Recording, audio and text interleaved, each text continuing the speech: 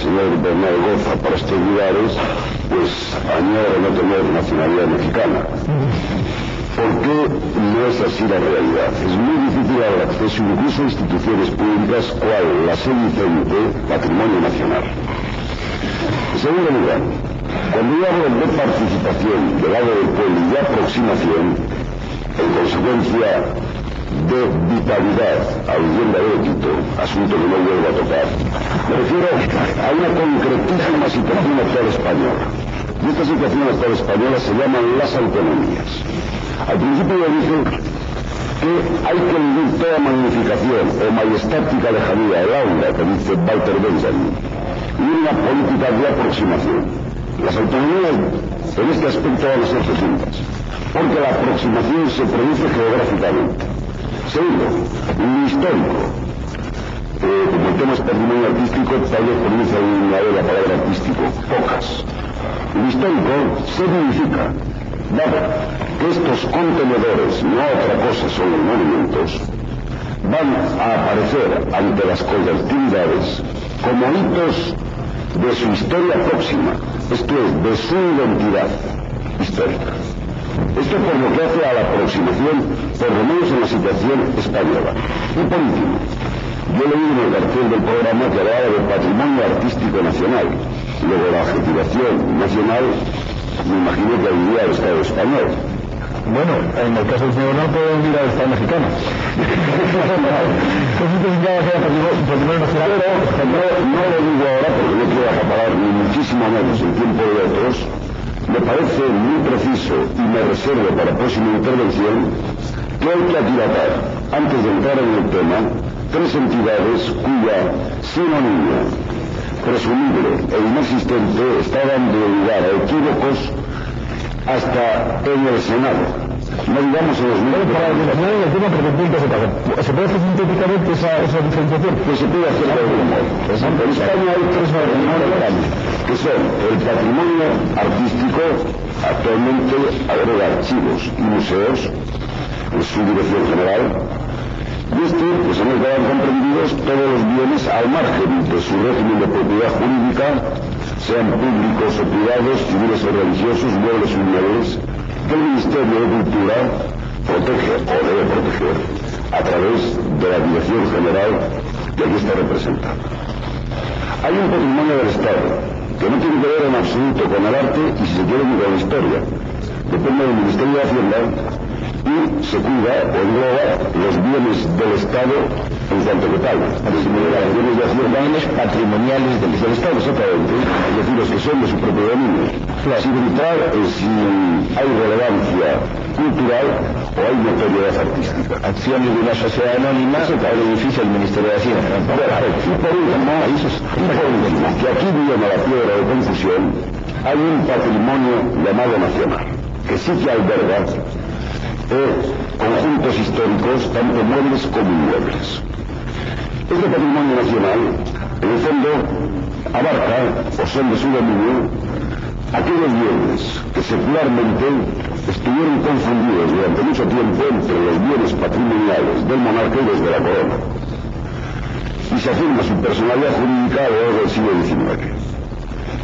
La República lo convierte en patrimonio de la República, sometiéndolo a un régimen prácticamente común, control de Hacienda y dependiente del Ministerio que a la sazón era de distribución pública. Pero la Guerra Civil, este patrimonio se conforma, de acuerdo con la ley del año 40, 7 de marzo del 40, se conforma como un ente absolutamente atípico.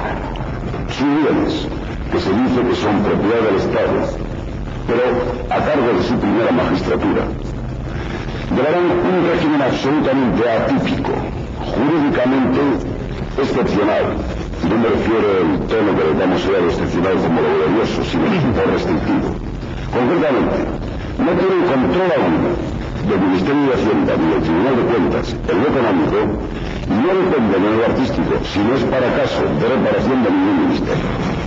La ley del 40 les exime absolutamente de todo tipo de control económico por parte del Ministerio de Hacienda.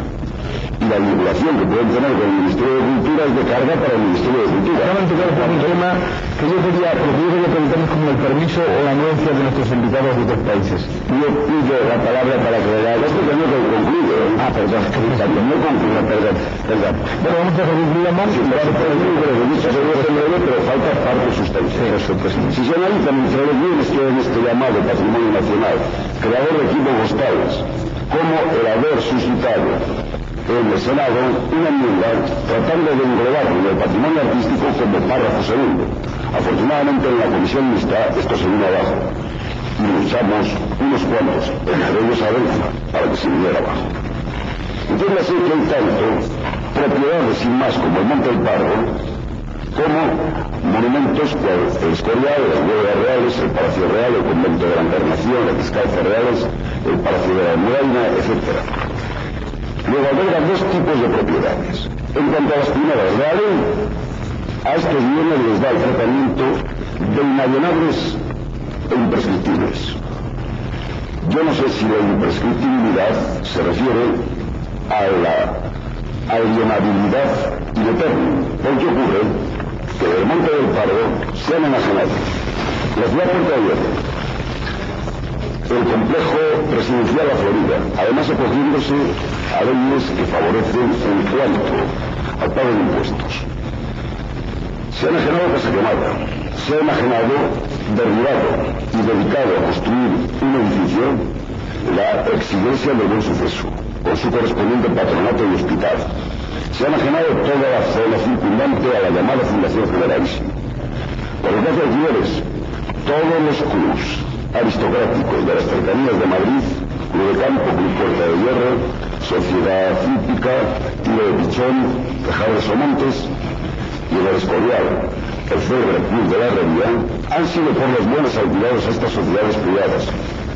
Bueno, también en un punto de condescendencia con las clases humildes, y al entrar entre las oliveras se construía en estos terrenos el Parque Sindical, vulgarmente conocido por la Charca de Obrero. Entonces, estos inmuebles han sido enajenados, en parte y en parte alquilados, cuando se habla de una alienabilidad.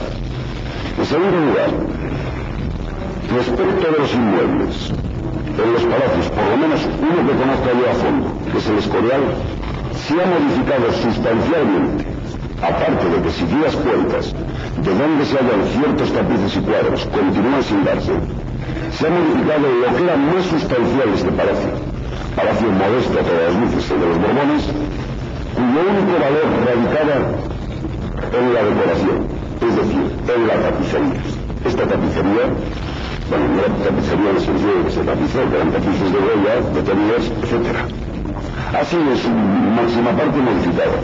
Paredes enteras han sido suplidas por forraje de muletón. Los cuadros se han alterado absolutamente todos. Y las guías siguen anunciando cómo al subir ante el estupor del turista se va encontrando una serie de cuadros que no existen.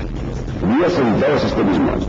De suerte que el estupor del turista debe ser tal que cree que se halla en una obra descrita estructurada.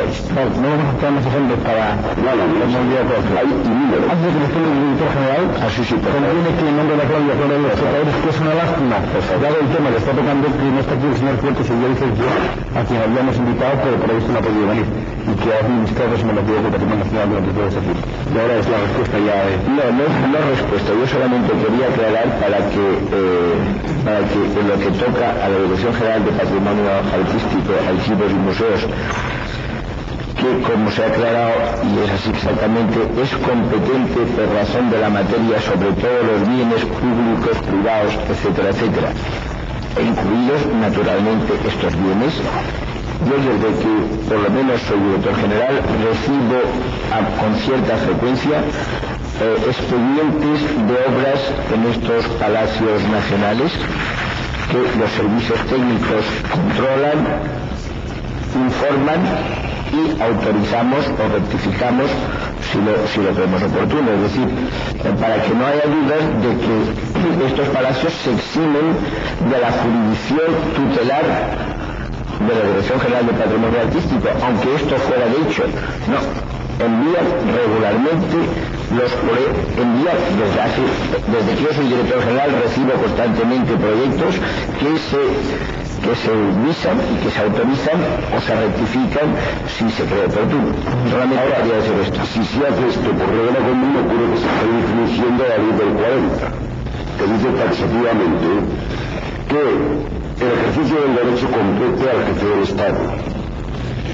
Este derecho puede nombrar a discreción todo el personal y puede hacer cosas como estas, que están en contra de lo que al parecer hace y según que el sentido lo hace la Dirección del Patrimonio Artístico. Por ejemplo, finalmente podrán hacerse en tierras, parques y jardines del patrimonio nacional las alteraciones que se juzguen convenientes, conservando su estilo actual, y en los palacios y demás edificios las reparaciones, adiciones, demoliciones y reedificaciones que se estimen adecuadas.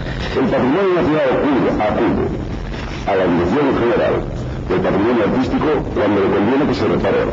En los demás casos no, porque tiene poderes para no acudir.